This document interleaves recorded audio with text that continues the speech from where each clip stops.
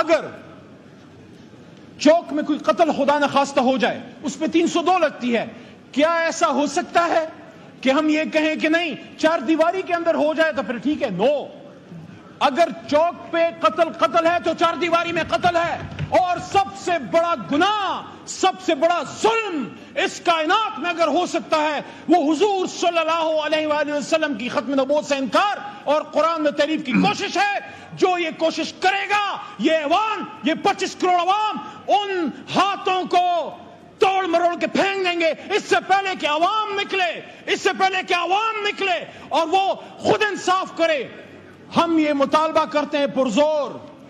کہ حکومت پاکستان اس میں اپنی ذمہ داری پوری کرے، سپریم کورٹ اس میں اپنی ذمہ داری پوری کرے. ہم ان کے ساتھ کھڑے ہیں،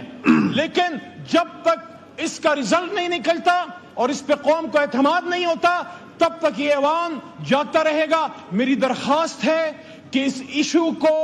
آپ اس کے لیے اسپیشل پارلیمنٹری کمیٹی بنائیے، اس میں سینٹ سے محترم ممبران کو لائیے، علماء کرام کو بٹھائیے، ہمیں موقع دیجئے، اور وہ پارلیمنٹری کمیٹی تب تک اپنی میٹنگز کرتی رہے اور تب تک وہ کمیٹی اپنی ڈیوٹی کرتی رہے جب تک سپریم کورٹ اپنے اس فیصلے پہ نظر ثانی نہیں کر لے. یہ جو فیصلہ آیا ہے اس کے حوالے سے میں سورہ احزاب کی آیت جو حامد رضا صاحب نے بھی پڑھی میں دوبارہ پڑھنا چاہوں گا کہ ما کان محمد ابا احد من رجالکم ولکن رسول اللہ وخاتم النبیین وکان اللہ بکل شیء علیما. یہ بچوں کے لیے ہے کہ وہ اس کو یاد کر لیجئے کہ اللہ تعالیٰ گواہی دے رہا ہے، اللہ تعالیٰ اپنے قرآن عظیم الشان میں گواہی دے رہا ہے کہ جب ابھی آدم کی تخلیق نہیں ہوئی، کیونکہ قرآن لوح محفوظ میں آدم علیہ السلام کی تخلیق سے 4 ارب سال پہلے موجود تھا، تو حضور نبی کریم صلی اللہ علیہ وسلم کی ختم نبوت کی گواہی اللہ بزرگ برتر آدم علیہ السلام کی پیدائش سے بھی جب ابھی تک کوئی ایک نبی بھی نہیں آیا وہ گواہی دے رہے ہیں. اور حضور نبی کریم صلی اللہ علیہ وآلہ وسلم کی اپنی حدیث کا مفہوم ہے. ابو داؤد میں حدیث نمبر 4252 اور ترمذی شریف میں حدیث نمبر 2219، اور دونوں کا مفہوم یہ ہے کہ میرے بعد بہت سے ایسے، حضور نبی کریم صلی اللہ علیہ وسلم فرماتے ہیں کمی بیشی اللہ معاف کرے، میرے بعد بہت سے ایسے جھوٹے نبی آئیں گے جو نبوت کا دعویٰ کریں گے، لیکن حضور صلی اللہ علیہ وسلم نے کیا فرمایا؟ انا خاتم النبی لا نبی بعدی، کہ میں آخری نبی ہوں. حضور صلی اللہ علیہ وسلم فرماتے ہیں میرے بعد کوئی نبی نہیں آئے گا. تو ثابت ہوا کہ اللہ کہتا ہے کوئی رسول نہیں آئے گا، آپ آخری رسول ہیں، اور اللہ کے حبیب کہتے ہیں میں آخری نبی. تو نبوت کا بھی دروازہ بند، رسالت کا بھی دروازہ بند، اور اس کے اوپر مہر تصدیق سب کی 25 کروڑ عوام نے اللہ کے 100 ناموں کے نیچے اس ایوان کے ذریعے. آرٹیکل 260 بڑی لمبی تفصیل ہے، ٹائم ضائع ہو جائے گا. اس میں یہ کلیئر ہے کہ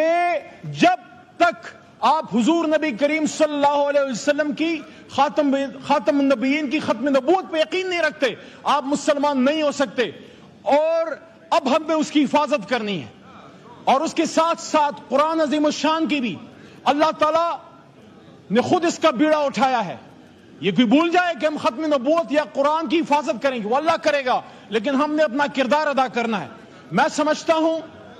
سمجھتا ہوں کہ یہ جو فیصلہ سپریم کورٹ کی طرف سے آیا ہے، چھوٹا موٹا وکیل ہوں، میرے خیال میں اس ایوان کو پرزور مطالبہ کرنا چاہیے اپنی سپریم کورٹ سے کہ سپریم کورٹ میں بھی ہم سے زیادہ غلامان رسول موجود ہیں، ان کو ہم سے زیادہ حضور نبی کریم صلی اللہ علیہ وسلم سے محبت ہے، اور ان کی ختم نبوت کی حفاظت کے لیے ہم سے زیادہ قربانی کے لیے تیار ہوں گے. لیکن اس